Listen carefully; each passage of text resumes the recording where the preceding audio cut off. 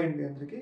కూటమి అధికారంలోకి రావడానికి కీలకమైన పాత్ర పోషించిన వర్గాలలో నిరుద్యోగులు కూడా చాలా కీలకమైన పాత్ర పోషించారు. ఎందుకు అంటే జగన్మోహన్ రెడ్డి హయాంలో నిరుద్యోగులకి కొంచెం అన్యాయం జరిగిందనే చెప్పాలి. మొదట్లో సచివాలయ ఉద్యోగులు ఏసి దాదాపు 1,50,000కి సంబంధించిన ఉద్యోగులను రిక్రూట్ చేసుకున్నారులే గానీ, తర్వాత కాలంలో మాత్రం సరైన రీతిలో రిక్రూట్‌మెంట్ జరగలేదని మనం చెప్పుకోవాలి. ముఖ్యంగా డీఎస్సీ పోస్టుల్లో గానీ, పోలీస్ కానిస్టేబుల్ పోస్టుల్లో గానీ సరైన నియామకాలు జరగలేదని మనం చెప్పుకోవాలి. అయితే ఈ యొక్క నియామకాలు జరగకపోవడం కారణంగా నిరుద్యోగుల్లో చాలా పెద్ద ఎత్తున తీవ్ర అసంతృప్తి ఉంది. ఎందుకంటే జగన్మోహన్ రెడ్డి ఉంటే వాళ్ళకి నోటిఫికేషన్‌లు రావని చెప్పేసి వాళ్ళకి ఒక కన్‌క్లూజన్‌కి అయితే రావడం జరిగింది.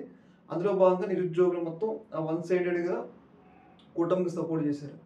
కూటమి కూడా వాళ్ళకి తగ్గ హామీలైతే ఇవ్వడం జరిగింది. మొదటి సంతకమే డీఎస్సీకి పెడతాము అని చెప్పేసి, జాబ్ క్యాలెండర్ 2025 ఒకటో తారీఖున జాబ్ క్యాలెండర్ పెట్టిస్తామని చెప్పేసి అప్పట్లో నారా లోకేష్ గారు హామీ ఇవ్వడం జరిగింది ఎన్నికల కన్నా ముందు. కాకపోతే ఇప్పుడు జనవరి 1 వచ్చింది. ఇప్పుడు నోటిఫికేషన్ ఇవ్వలేదు కాబట్టి దీనిని జాబ్ క్యాలెండర్ ఇవ్వలేదు కాబట్టి తీవ్ర స్థాయిలో వైసీపీ విమర్శలు చేస్తుంది. నారా లోకేష్ చెప్పారు కదా!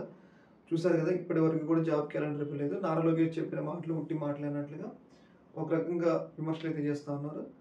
డీఎస్సీ కూడా ఇద్దాము అని చెప్పేసి సంతకం పెట్టినారు కానీ ఈ లోపల సుప్రీంకోర్టు తీర్పు వచ్చింది. ఆ తీర్పులో ఏంటంటే ఎస్సీ వర్గీకరణ జరిగిన తర్వాతనే డీఎస్సీ నోటిఫికేషన్ ఇవ్వాలి. దీనికి ప్రాసెస్ పడుతుంది చాలా టైం. అంటే కూటమి వచ్చిన తర్వాత 6 నెలలు అవుతుంది కానీ నిరుద్యోగులకి ఒక్క ఒక్క మంచి కూడా జరగలేదని మనం చెప్పుకోవాలి. దీన్నే విమర్శలు అయితే చేస్తా ఉంది వైసీపీ. ఈ యొక్క ఇష్యూ మీద మీరు ఒక అభిప్రాయం తెలియజేయండి.